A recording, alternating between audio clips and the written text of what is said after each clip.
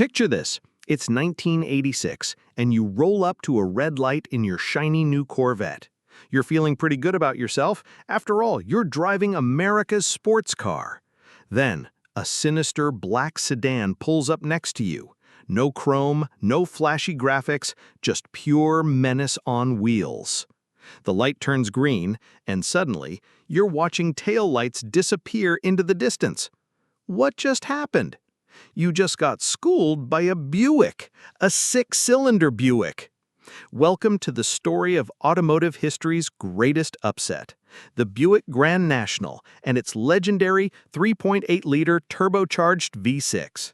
This is the tale of how Buick's engineers took 2 fewer cylinders and somehow managed to embarrass Corvettes, Ferraris, and even Lamborghinis. Buckle up, because we're diving into the dark side of American muscle. Now, to understand how we got to this point, we need to travel back to the late 1970s, a time when the American automotive landscape looked about as bleak as a funeral parlor. The muscle car era was supposedly dead and buried thanks to emission regulations, fuel economy standards, and insurance companies that treated high-performance cars like kryptonite. The actual pace car needed the boost cranked up to 22 psi to keep pace with the field. It produced 300 horsepower, while the commemorative edition only had a V8 with 165 horsepower. This was the reality of the late 1970s. Even pace cars needed serious modifications just to keep up with race traffic. General Motors was scrambling to meet corporate average fuel economy standards that demanded automakers achieve 27.5 miles per gallon across their entire fleet by the mid-1980s. The solution? Smaller engines, lighter cars, and a whole lot of creative engineering. But while most manufacturers were busy making their cars slower and more boring, Buick's engineers were quietly working on something revolutionary. The foundation of this revolution was laid in 1976, when Buick first experimented with turbocharging their 3.8-liter V6. This wasn't some brand-new engine, it was actually based on a design that dated back to 1962. But sometimes, the best innovations come from taking something old and giving it a serious shot of adrenaline. The timing couldn't have been more perfect.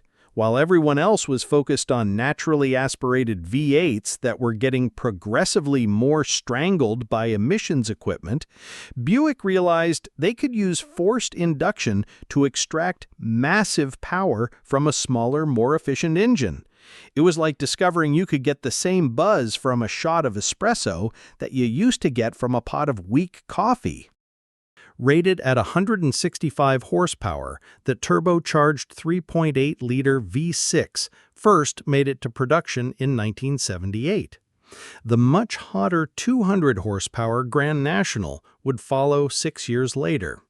But the road to greatness wasn't exactly smooth sailing. The first production turbocharged 3.8-liter V6 that appeared in 1978 was more of a gentle introduction than a performance statement. With 165 horsepower, it was respectable for the era, but hardly earth-shattering. Buick installed this engine in various models, including the Regal, Century, and LeSabre, treating it more like an efficiency upgrade than a performance revolution. But then came 1982, and with it, a stroke of marketing genius that would change everything. For 21 years before NASCAR started selling naming rights in 1971, its top stock car racing championship was known as the Grand National, and the name lingered in public usage long after the series officially became the Winston Cup. In February 1982, the Grand National debuted, which was named for the NASCAR Winston Cup Grand National Series. Buick had won the Manufacturers' Cup in 1981 and 1982 and wanted to capitalize on its success. The original 1982 Grand National was basically a cosmetic exercise. The rarest car ever to wear the Grand National name was the 1982 NASCAR commemorative car, with only 215 produced. These cars were more about appearance than performance, featuring a distinctive charcoal gray and silver paint scheme with special graphics. They came with the same 125 horsepower, naturally aspirated 3.8-liter V6 that you could find in your grandmother's Century. Not exactly intimidating. But Buick's engineers weren't done. They could see the potential in their turbocharged technology, and they knew that with the right development, they could create something truly special. The question was, would management give them the green light to build a real performance car in an era when performance was supposedly dead? The answer came in 1984 when Buick decided to take the Grand National name seriously. The much hotter 200-horsepower Grand National would follow 6 years later. This wasn't just a trim package anymore. This was Buick throwing down the gauntlet. The 1984 Grand National featured a significantly more powerful version of the turbocharged 3.8-liter V6, producing 200 horsepower and 300 pound-feet of torque. More importantly, Buick made a styling decision that would become legendary. Other colors were considered, but the decision to make all GNs black gave them a sinister Darth Vader look. This wasn't just a color choice, it was a statement. While other manufacturers were building cars in bright, cheerful colors, Buick was essentially saying, "Our car is so serious about performance, it doesn't need to show off. It just needs to be fast." Now let's pop the hood and see what made this six-cylinder engine so special that it could embarrass V8s twice its size. The secret wasn't just turbocharging. Plenty of manufacturers had tried that. The secret was in the details, the engineering refinements that turned a good idea into a great engine. The foundation was Buick's 3.8-liter, 231 cubic inch V6, but this wasn't your typical grocery-getter motor. The block was based on the even-fire V6 design that Buick had been perfecting since the early 1960s. What made it special was its robust construction, thick cylinder walls, a strong crankshaft, and a design that could handle the additional stresses of forced induction. The turbocharging system itself was a Garrett Air Research unit, but the real innovation was in how Buick integrated it with the engine management system. Early turbocharged cars often felt like Jekyll and Hyde, docile and sluggish until the turbo kicked in, then suddenly violent and uncontrollable. Buick's engineers spent countless hours tuning the system to provide smooth, progressive power delivery. The engine featured electronic fuel injection, which was still relatively advanced technology in the mid-1980s. This wasn't the primitive throttle body injection found on many cars of the era. This was a sophisticated system that could precisely control fuel delivery under all operating conditions.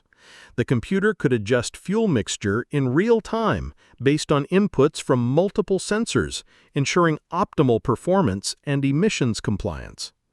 But the real breakthrough came in 1986 with the introduction of the intercooler. 2 years later, the Regal sharpened its talons even further thanks to the use of an intercooler, which bumped horsepower to 235 and increased torque to a healthy 330 pound-feet of torque, earning the V6 engine a new name, the LC2. The intercooler was a game-changer. When air gets compressed by a turbocharger, it heats up, and hot air is less dense than cool air. Less dense air means less oxygen per cubic inch, which means less power potential. The intercooler solved this problem by cooling the compressed air before it entered the engine, effectively increasing the oxygen content and allowing for more aggressive tuning. This system allowed Buick's engineers to run higher boost pressures while maintaining reliability. The result was an engine that could produce massive torque, that magical force that pins you back in your seat when you stomp on the accelerator. While contemporary V8s were producing their peak power at high RPMs, the Grand National's Turbo V6 was delivering its punch down low, where it mattered most for street driving. The transmission was equally important to the car's success. Buick used a modified turbo-hydromatic 204R 4-speed automatic, which was designed to handle the engine's substantial torque output while providing smooth shifts and a lockup torque converter for highway efficiency. This wasn't some fragile, exotic transmission. It was a robust unit that could handle serious abuse while still providing the kind of reliability that Buick customers expected. The rear axle featured a limited slip differential with relatively tall gearing that allowed the car to take advantage of the engine's broad torque curve, making it devastatingly effective in real-world driving situations. By 1986, the Grand National had evolved into something truly special. The numbers speak for themselves, but they don't tell the whole story of just how shocking this car's performance was in the context of its era.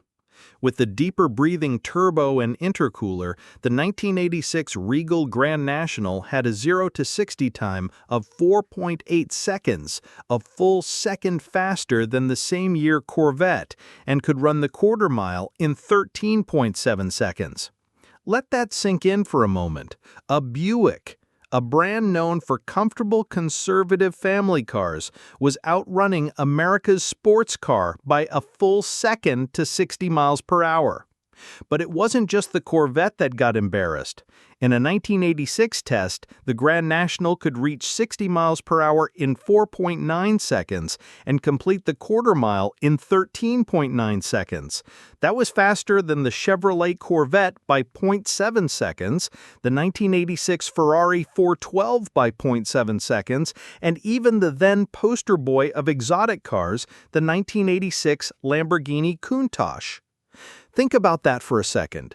Here was a car that you could buy at any Buick dealership, finance through GMAC, and get serviced at your local shop, and it was outrunning exotic supercars that cost 3 times as much.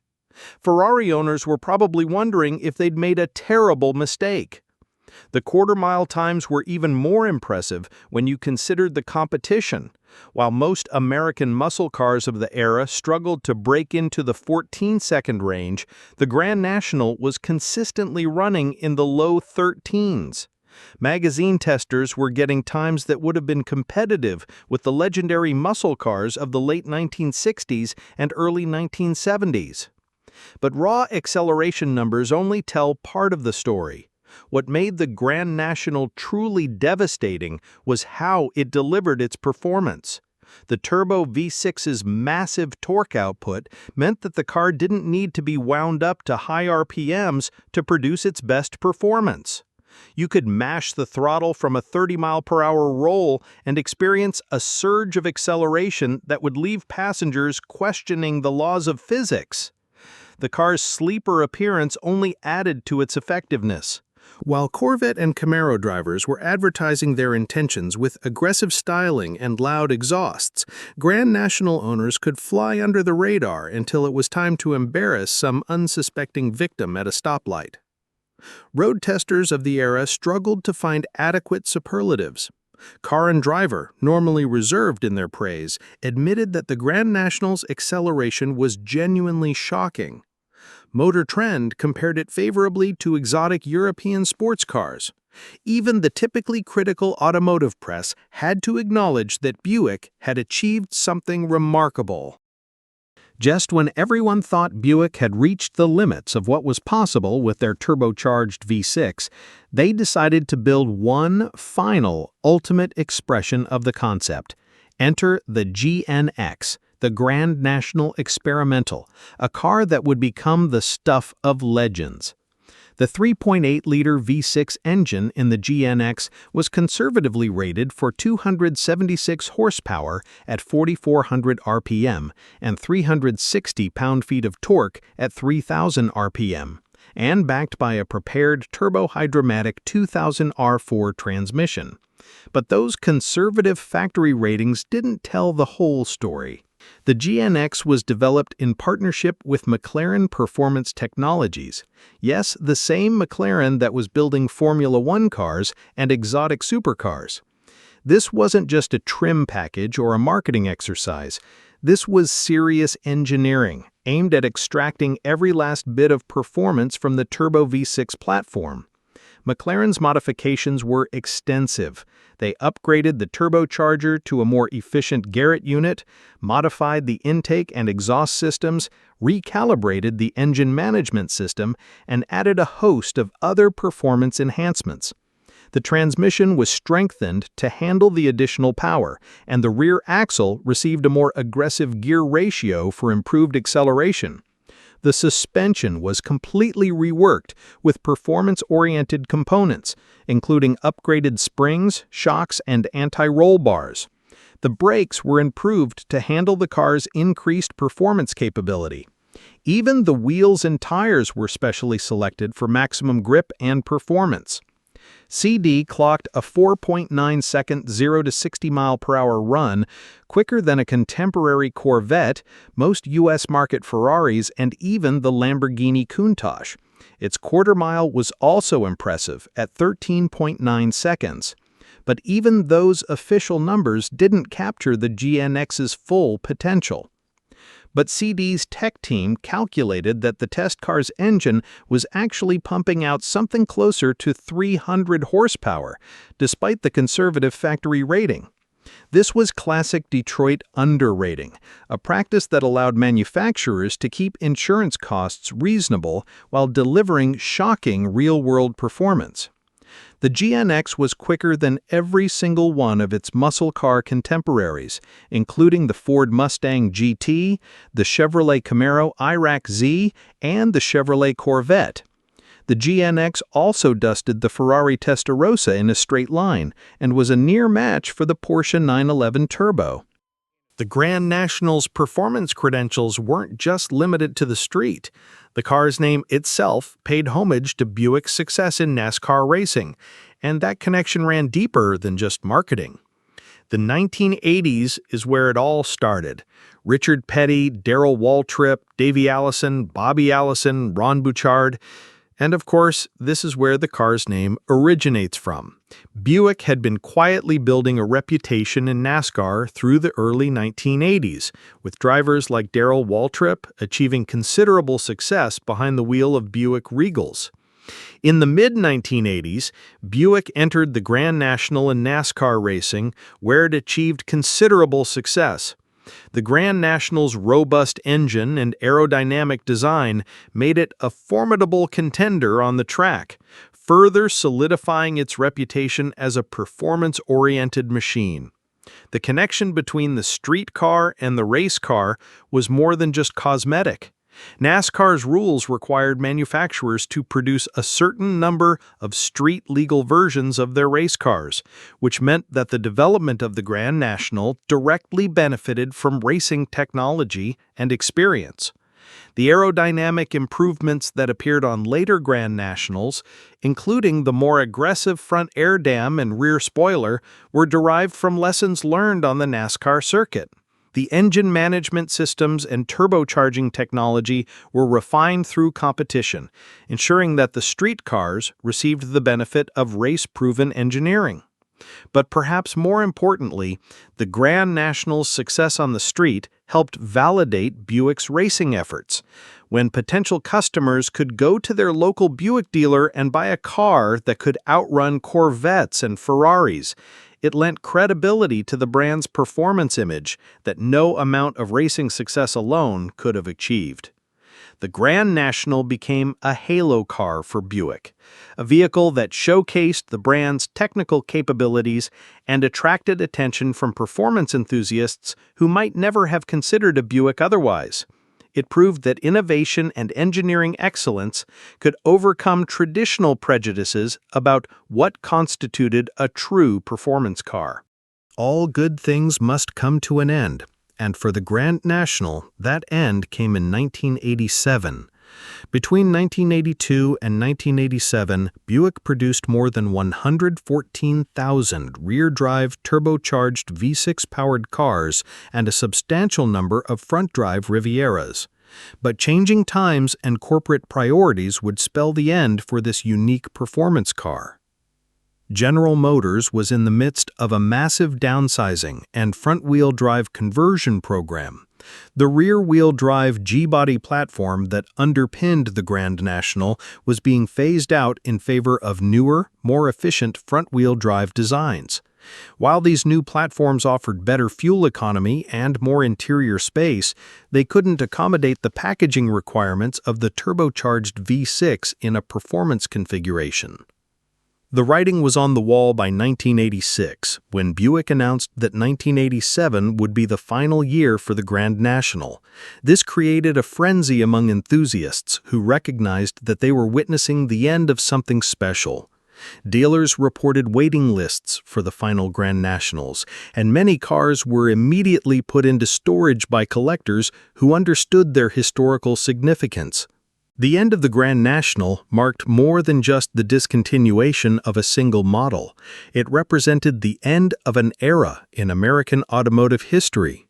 The original muscle car era had ended in the early 1970s due to emissions regulations and insurance concerns, and now the turbo era was ending due to corporate restructuring and changing consumer preferences. But the Grand National's influence didn't end with its production. The car had proven that forced induction could be a viable path to high performance, and that lesson wasn't lost on other manufacturers. Ford would soon introduce the turbocharged Mustang SVO, and eventually turbocharging would become commonplace across the automotive industry. The Grand National also established Buick's credibility as a performance brand, even if the company would struggle to capitalize on that reputation in subsequent years. For a brief, shining moment, Buick had built one of the fastest, most desirable cars in America, and that achievement couldn't be erased by corporate reorganizations or changing market conditions. Today, more than 3 decades after the last Grand National rolled off the production line, the car's influence on automotive culture continues to grow. Values for original Grand Nationals, particularly GNX models, have skyrocketed as collectors and enthusiasts recognize their historical significance. The Grand National proved several concepts that would become central to modern automotive development. It demonstrated that turbocharging could provide both performance and efficiency, a lesson that every major manufacturer has now embraced. It showed that sophisticated engine management systems could extract maximum performance while maintaining reliability and emissions compliance. Most importantly, it proved that innovation could triumph over tradition in the pursuit of performance. The aftermarket support for Grand Nationals remains strong today, with specialized shops and part suppliers continuing to develop new performance modifications for these cars. Many Grand National owners have pushed their cars far beyond their original factory specifications, with some producing over 1,000 horsepower from the basic 3.8-liter V6 architecture. Modern Buick has attempted to recapture some of the Grand National's magic with various performance models, but none have quite matched the original's combination of innovation, performance, and cultural impact. The Grand National remains Buick's performance high watermark, the car that proved the division could build something truly exceptional when given the freedom and resources to do so. The car's influence extends beyond Buick to the broader automotive industry. The Grand National's success helped establish turbocharging as a legitimate performance technology, paving the way for everything from modern sport compacts to exotic supercars that rely on forced induction for their performance. Perhaps most importantly, the Grand National serves as a reminder that automotive greatness can come from unexpected sources. In an era when most people assumed that only European exotics or traditional American muscle cars could deliver genuine excitement, a humble Buick proved that innovation, engineering excellence, and a willingness to challenge conventional wisdom could produce something truly special. So there you have it, the complete story of Buick's Grand National and its legendary 3.8-liter turbocharged V6. This was the car that proved 6 cylinders could embarrass 8, that showed innovation could triumph over tradition, and that demonstrated American engineers could still build something genuinely world-class when they put their minds to it. The Grand National wasn't just a fast car, it was a statement. It said that you didn't need exotic materials, European engineering, or traditional muscle car formulas to build something truly exciting. Sometimes all you needed was a willingness to think differently and the engineering expertise to make those different ideas work. Today, as we see turbocharging become commonplace across the automotive industry, it's worth remembering the car that helped prove the technology's potential. The Grand National may have been built in the 1980s, but its influence continues to shape the automotive world today. In a decade filled with automotive compromises and disappointments, the Grand National stood out as proof that American ingenuity was far from dead. It remains, quite simply, one of the greatest American performance cars ever built, the 6-cylinder engine that embarrassed V8s and made the automotive world take notice. And honestly, isn't it kind of poetic that some of automotive history's greatest upsets came from the most unexpected source?